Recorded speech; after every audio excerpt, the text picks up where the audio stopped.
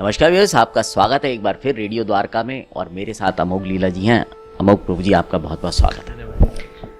अमोघ जी, हमने पीछे एक बात की थी एक एपिसोड में कि भाग्य, क्या भक्ति भाग्य को बदल सकती है। उस समय कुछ कर्मों का जिक्र भी आया था जी।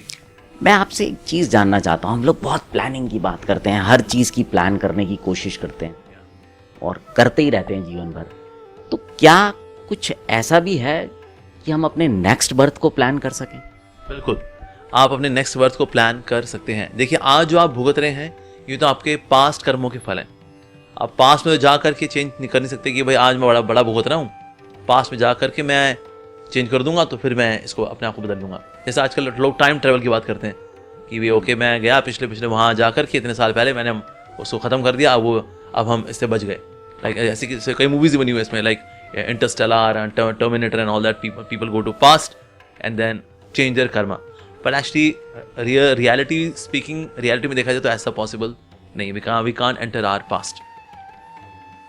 So, लेकिन पास्ट में तो एंटर नहीं कर सकते, लेकिन भविष्य में हम एंटर कर सकते हैं आज को चेंज करके।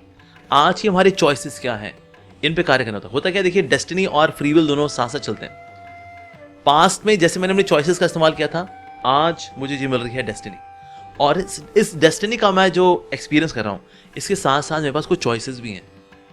इन चॉइसेस के अनुसार बनेगी मेरे फ्यूचर की डेस्टिनी, और उस डेस्टिनी को एक्सपीरियंस करते हुए मैं जो चॉइसेस करूंगा उससे बनेगी फिर मेरे फ्यूचर की डेस्टिनी। यानी कि चॉइसेस और डेस्टिनी दोनों साथ साथ चलते हैं।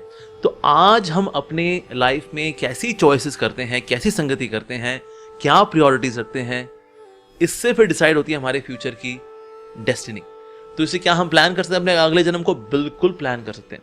एक तो यह है कि आपने प्लान किया और आपने बड़ा अच्छा जन्म लिया, किसी अमीर आदमी घर में जन्म लिया, बड़ी आपकी handsome, good looking, beautiful body आपकी, और may be you plan for even heavenly life कि भाई संसार के भोग क्या है जी, ये टुच्चे एकदम फोर्थ क्लास भोग क्या है, ये हड्डी मांस के शरीर कितना चाट लेंगे इनको, बकस हम जाएंगे जी, ऊंचा वाला भोग करेंगे, हम अप्सराओं के साथ करेंगे।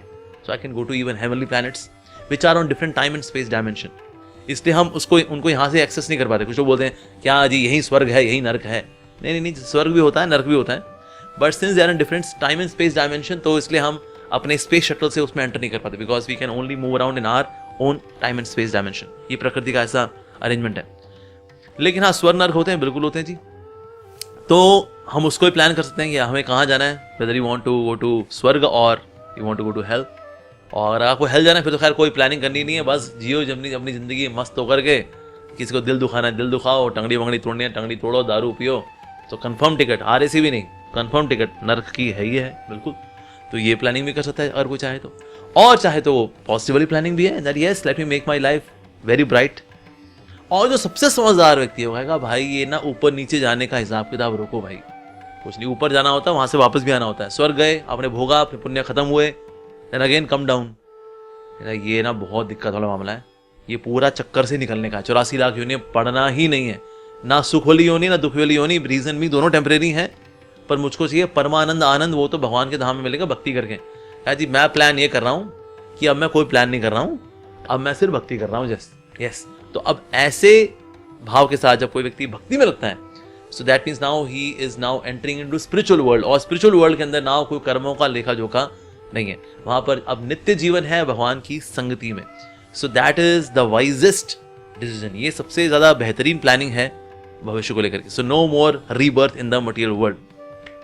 धन्यवाद प्रभु जी, बहुत बहुत धन्यवाद। और आपने बहुत ही सही और सटीक बात बोली है। सो व्यूअर्स, अब आपसे विदा लेते हैं। बने रहें रेडियो द्वारका के साथ।